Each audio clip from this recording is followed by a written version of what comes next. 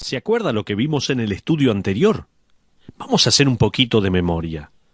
Romanos capítulo 7 comienza describiendo el casamiento del creyente con el Hijo de Dios. Nuestro viejo matrimonio con la ley se ha disuelto, no por medio de un divorcio, sino por medio de la muerte. Habiendo muerto a la ley en Cristo, ahora estamos libres para casarnos nuevamente y Cristo mismo se ofrece para ser nuestro esposo eterno. El Espíritu Santo preside en la ceremonia de casamiento que nosotros llamamos conversión. Él pregunta, ¿quiere como marido a su Salvador? Nosotros, los creyentes, respondimos que sí. Tomamos su nombre, cristianos, para nosotros mismos. Estamos esperando su venida para que nos lleve de regreso al lugar que ha preparado en adición a la casa del Padre. Sin embargo, el casamiento solo es el principio. ¿Cuál es el propósito de nuestra unión con Cristo? ¿Qué esperamos de nuestro matrimonio con Cristo? ¿Qué espera Él de nosotros? El otro día vi a una mujer que le mostraba su anillo de compromiso a sus amigas. Me detuve y le pregunté si lo podía ver. Era un anillo hermoso. Ahora, supongamos que yo le preguntara, ¿por qué ha elegido a este joven para casarse? Y supongamos que ella me respondiera, porque me hace sentir bien. ¿Cuál es el centro de su razonamiento? ¿Sabe cuál es? Es ella misma. ¿Y qué sucedería si le preguntara a algún hombre que está comprometido y va a casarse, ¿por qué va a casarse con ella? Y él me respondiera, porque ella suple todas mis necesidades. ¿Cuál es el incentivo principal de esa unión allí? Sus propios deseos egoístas. ¿Qué pasaría si le preguntara a una jovencita comprometida si hay alguna otra razón por la cual quiere casarse con su novio y ella me respondiera, él me hace feliz? ¿Él te hace feliz? ¿Qué va a suceder una vez que te cases y descubras que nadie en esta tierra puede hacerte más infeliz que él? ¿Llamarás a tu madre para decirle que él es irritante e insoportable? Si uno le pregunta a algún muchacho, ¿por qué te vas a casar con ella? Y él responde, bueno, porque es muy dulce. ¿Qué va a suceder cuando ella se vuelva amarga? Pero es que ella es tan gentil y amable. ¿Qué sucederá cuando ella no sea amable? ¿Qué va a suceder cuando ella se transforme en una especie de oso atrapado en una cueva y tengas que vivir con ella y la libertad? ¿Qué va a pasar? Yo nunca he sido bueno aconsejando parejas. La verdad es que nosotros no solo entramos al matrimonio de manera egoísta, sino que descubrimos al hacerlo que el matrimonio revela cada uno de los errores de nuestra naturaleza humana. Me parece gracioso que el pastor Jonathan Edwards lidió con este tema también. La semana pasada leí en cuanto a un incidente que ocurrió durante su ministerio en aquellos años del gran avivamiento espiritual. 150 años atrás, durante el gran avivamiento que experimentó Norteamérica, Jonathan Edwards se encontraba liderando una gran reunión de oración con unos 800 hombres. Una mujer envió un mensaje a la reunión para que orasen por su marido. La nota describía a un hombre que se había vuelto orgulloso, que no demostraba afecto y que era difícil de tratar. Edwards leyó el mensaje en privado y luego, pensando que quizás el hombre descrito en la nota estaba allí presente, hizo un pedido muy locuaz. Edwards leyó la nota a los 800 hombres allí reunidos y preguntó si el hombre que había sido descrito en esta nota podía levantar la mano, para que la asamblea entera pudiera orar por él. ¿Sabe qué?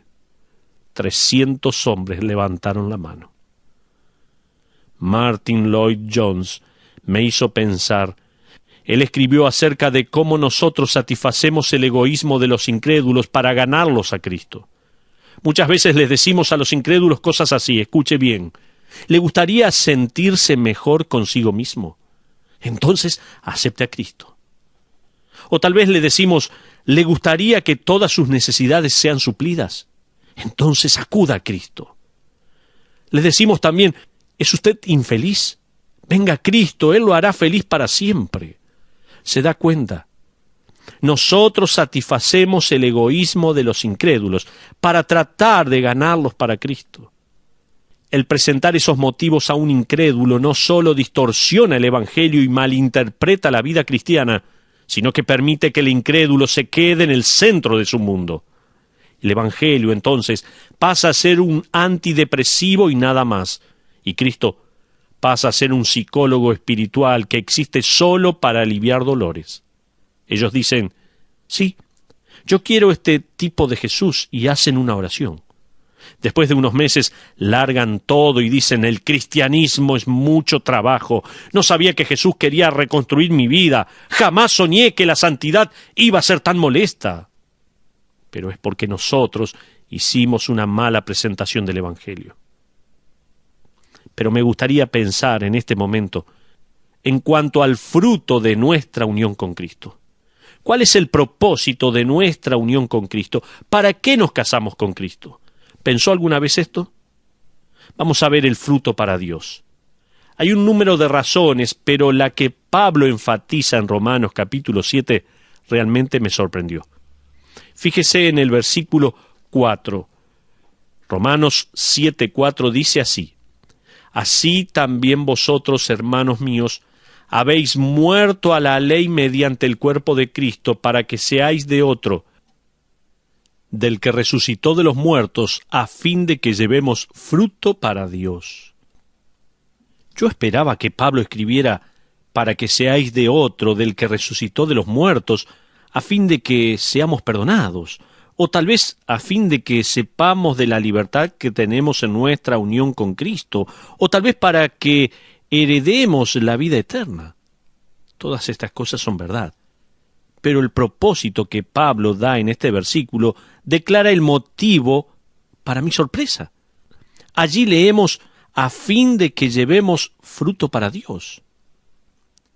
Se está escribiendo dentro de un contexto de la ilustración del matrimonio entre Cristo y su novia, la Iglesia. Y aquí incluye una referencia a la descendencia de nuestra unión con Cristo, la cual es a fin de que llevemos fruto para Dios. Aquí el apóstol pasa de la imagen de la novia a la imagen de un árbol dando fruto. El fruto es la expresión de la vida. Nosotros hemos estado plantando el suelo del pecado, la ley y la muerte. Luego, Dios por medio de Cristo nos plantó y nos puso en el suelo rico de la gracia y de la misericordia. ¿Para qué? Para que podamos así llevar el fruto de su vida en nuestra conducta y carácter. El fruto es la prueba de vida. El fruto revela qué tipo de vida tiene el árbol. Jesús dijo en Mateo capítulo 12, versículo 33, porque por el fruto se conoce el árbol. El fruto es evidencia de nuestro matrimonio con Cristo. No se olvide de esto. Entonces, ¿qué tipo de frutos hay? ¿Qué tipos de fruto evidencian nuestro matrimonio con el Hijo de Dios? La palabra fruto aparece unas 70 veces en el Nuevo Testamento. Obviamente, no tenemos tiempo ahora de verlo como para comprender la declaración de Pablo y su intención para nuestras vidas, pero permítame darle algunos. Uno, en primer lugar, tenemos el fruto del habla. Hebreos 13:15 dice, así que ofrezcamos siempre a Dios por medio de él sacrificio de alabanza, es decir, fruto de labios que confiesan su nombre. Los hijos hablan como sus padres, las chicas hablan como sus madres. Los acentos y la manera de hablar es la misma. Los maridos y sus mujeres adoptan vocabularios y expresiones similares. Eso es resultado de estar expuesto el uno al otro, de estar juntos. Cuando usted pasa tiempo con Cristo, va a comenzar a hablar el idioma de Cristo. Su habla va a ser pura y llena de alabanza, que pasa a ser un sacrificio agradable a Dios. Otro fruto. El segundo es el fruto de la entrega. Juan capítulo 12, versículo 24 nos dice allí la palabra de Dios, de cierto os digo, que si el grano de trigo no cae en la tierra y muere, queda solo, pero si muere, lleva mucho fruto. Señor, aquí estoy, soy tu semilla. Puedes enterrarme ahora mismo donde y cuando te plazca. Esto me recuerda de una joven en nuestra congregación de la cual me contaron algo. Ella estaba convencida de que no estaba llevando fruto para Cristo. Ella sentía que no estaba haciendo nada para su Señor. Esta señorita descubrió un grupo de señoras que se juntaban a conversar y se juntó con ellas. Ella se dio cuenta que si bien estas mujeres eran creyentes, no estaban haciendo nada para Dios. Estas mujeres le dijeron a la joven que preferían trabajar los fines de semana para no estar solas en casa. Esta joven las invitó a las 5 a cenar a su casa y comenzó un grupo de estudio bíblico con ellas. Luego se puso a orar por algo que pudieran hacer juntas como para que todas pudieran servir, así que llamó por teléfono a una misión para el cuidado de personas sin techo y el cuidado de niños. Hace poco este grupo de mujeres fue a un hogar de niños y realizó una presentación especial y una historia bíblica para un grupo de niños sin hogar. Heme aquí, Señor, tu semilla, entiérrame a donde te plazca. La razón por la cual el fruto de algunos creyentes es muy reducido es porque su entrega tiene condiciones. Ellos pretenden determinar a dónde van a ser plantados y a dónde van a dar fruto. Ellos nunca aceptan el lugar donde Dios los quiere plantar. Les falta entrega para poder así llevar fruto. Pero también, en tercer lugar, tenemos el fruto de la madurez espiritual. Hebreos 12, 9 al 11 dice así la Biblia, escuche muy bien. Por otra parte, tuvimos a nuestros padres terrenales que nos disciplinaban y los venerábamos. ¿Por qué no obedecemos mucho mejor al Padre de los Espíritus y viviremos? Y aquellos, ciertamente por pocos días nos disciplinaban como a ellos les parecía, pero para lo que nos es provechoso, para que participemos de su santidad.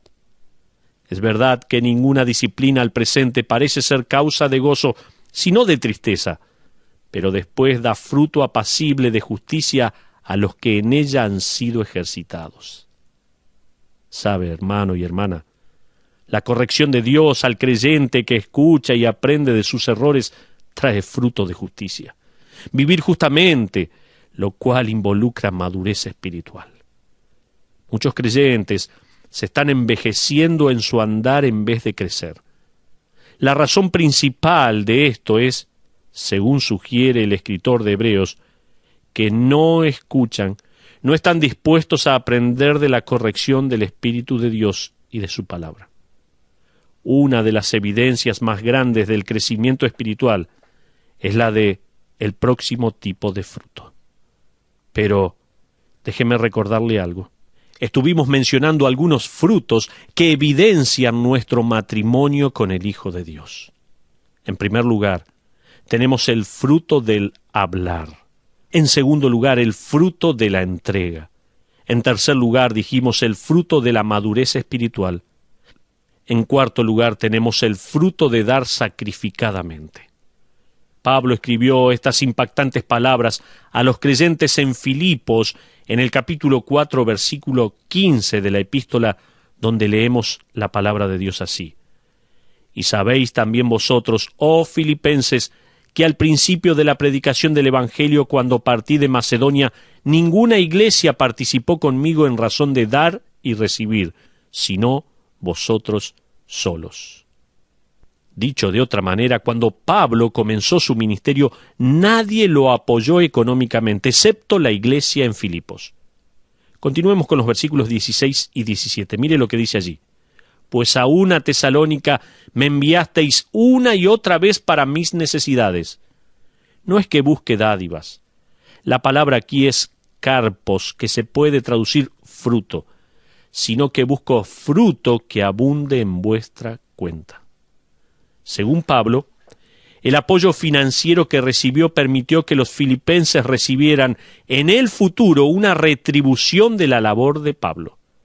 Una persona va a invertir en acciones con la esperanza de que esas acciones aumenten en valor y esa cantidad se sume a sus cuentas bancarias. Nosotros invertimos en personas. Damos para que el ministerio suceda en la vida de las personas. Y aquellos que dan pasan no solo a ser parte del ministerio, sino que tendrán parte de la recompensa. ¡Qué maravilloso!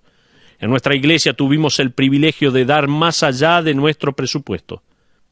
Recuerdo, hace unos meses atrás hice subir a la plataforma a un joven ruso que se iba a estudiar a un instituto bíblico. Él llegó al país siendo ateo y fue en esta iglesia que conoció a Cristo y fue discipulado. Después de concluir su discipulado, decidió ir a estudiar la Biblia para poder regresar a su país y servir allí. Yo le hice subir a la plataforma. No lo habíamos planeado, sino que sentimos que debíamos ayudarlo para cubrir los gastos de sus estudios y viáticos. De hecho, él ni siquiera había pensado en los viáticos. Estaba preocupado cómo pagar sus estudios. Pasamos la bolsa de la ofrenda y la congregación dio mucho más de lo que teníamos presupuestado y le pudimos dar a este joven el dinero necesario no solo para pagar sus estudios, sino también para los viáticos. ¡Qué hermoso ejemplo! La novia de Cristo da fruto que se asemeja al corazón de su novio, que vino a entregarse a sí mismo. ¿Perdimos algo al hacer esa ofrenda? No, por supuesto que no. Fue una inversión maravillosa. Pero sigamos avanzando, por favor. Este estudio está muy, pero muy interesante. Otro fruto, el quinto, tenemos el fruto de la verdad salvadora.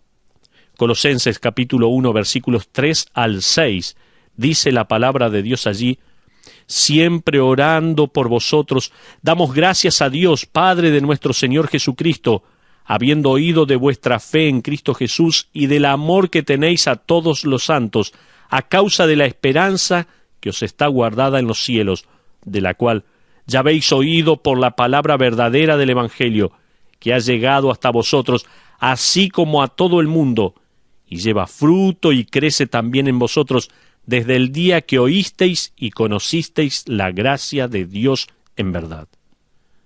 ¿Sabe?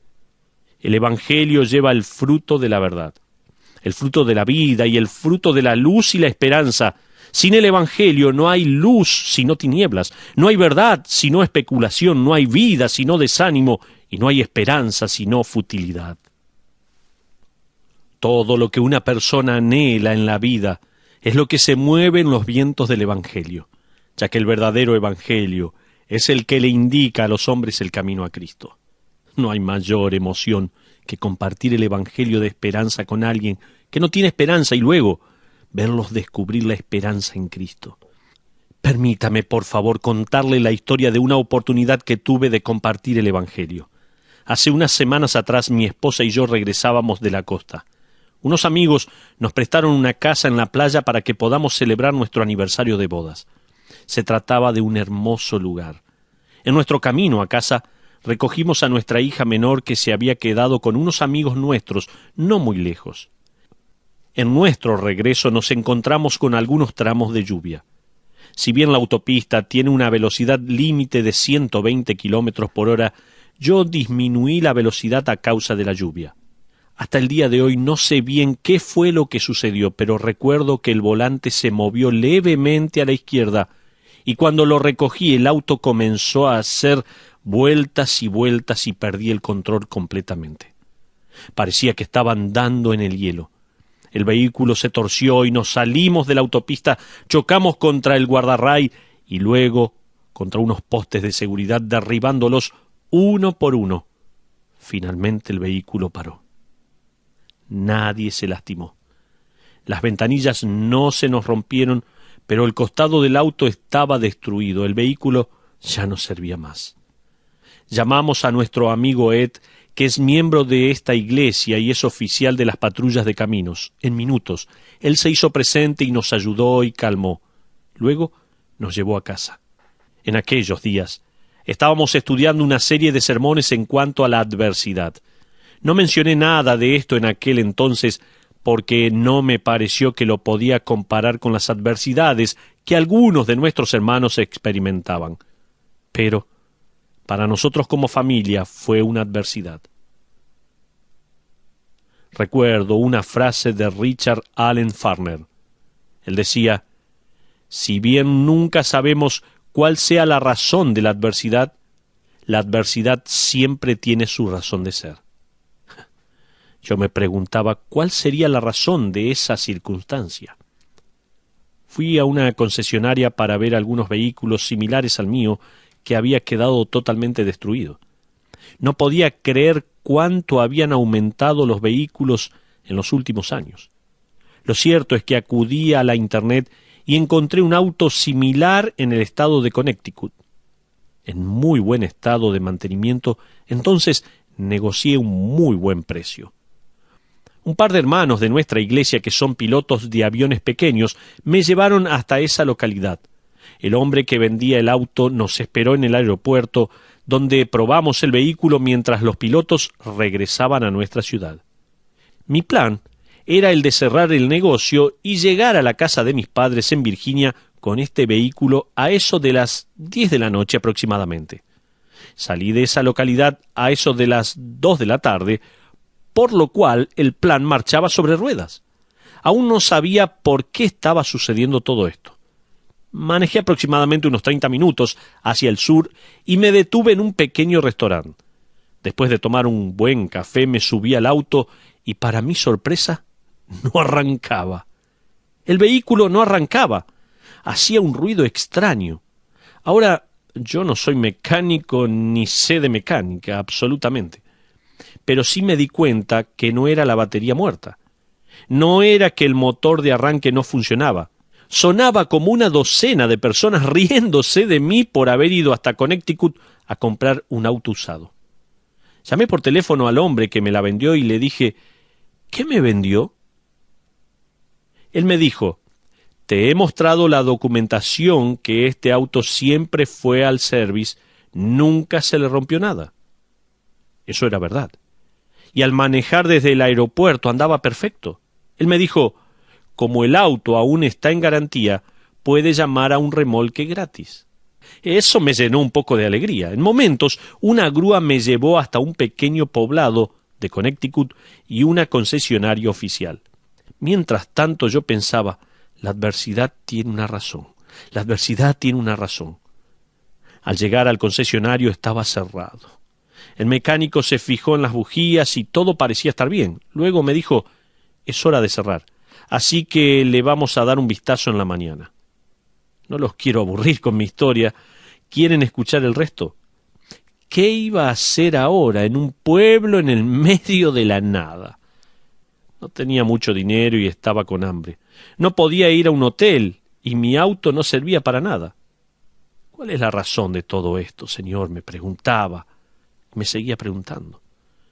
Unos 20 minutos después me llamó por teléfono el hombre que me vendió el auto. Se trataba de un hombre mayor, ya jubilado, que trabajaba para ganar un poco y suplir sus necesidades porque no le alcanzaba con la pensión. Él me dijo: siento mucho lo que te pasó, que te hayas quedado con el auto. Si me puedes ayudar con un poco para el combustible, puedo llevarte a la ciudad de New Haven, ni bien salga del trabajo. Yo le dije: muchas gracias. Unos minutos después de las 8 de la noche apareció. Era un hombre muy humilde que hablaba muy bajito y se llamaba Michael. Me subió a su auto, salimos y lo último que quería hacer era conversar, pero él comenzó a contarme su historia, cosas de su vida. Él había sido prisionero de guerra y divorciado con 2 hijos que rara vez había visto. Un año atrás le habían diagnosticado cáncer, pero sobrevivió. Él se mudó al pueblo en el cual vivía para estar cerca de una mujer que conocía de la infancia y que ahora era viuda. Ellos estaban saliendo y no estaban seguros qué sucedería. Luego el hombre me dijo, sin saber que yo era pastor, que tuvo varias transfusiones de sangre a causa de su tratamiento por el cáncer y como resultado le dijeron que había contraído SIDA. Había avanzado muy rápido y los médicos le dijeron que solo tenía 6 meses de vida. Él me dijo: «¿Sabe? Nunca le había dicho a nadie esto. ¿Sabe lo que he decidido? Este invierno me voy a ir a Florida y voy a morir allí en el sol. Yo estuve 2 semanas preguntándome por qué. ¿Cuál es la razón del accidente, el viaje en avioneta y el auto que se descompuso? ¿Sabré alguna vez la razón? Cuando este hombre me dijo, me voy a ir a Florida y voy a morir bajo el sol, supe. Tuve que pasar por todo esto para poder así llegar a un pequeño poblado de Connecticut como mensajero del rey, para entregar el mensaje a este hombre que Dios había preparado por medio de esta gran adversidad, para escuchar el Evangelio que da el fruto de verdad, luz y esperanza. Nos sentamos en un estacionamiento y en breve él oró para que Dios lo salvara. Él llegó a gustar el fruto del Evangelio que, como dijo Pablo en este versículo, continúa llevando fruto por todo el mundo. Ahora quiero como conclusión solamente decir esto. Estamos casados con Cristo y el fruto de nuestra unión es un fruto que es una entrega de nuestras vidas a la voluntad de Dios. Es un fruto de madurez espiritual al aprender de su instrucción. Es un fruto de dar sacrificado. Y es el fruto del privilegio de compartir el Evangelio con otros para que ellos puedan experimentar esta vida dando fruto y pasando a ser la novia de Cristo.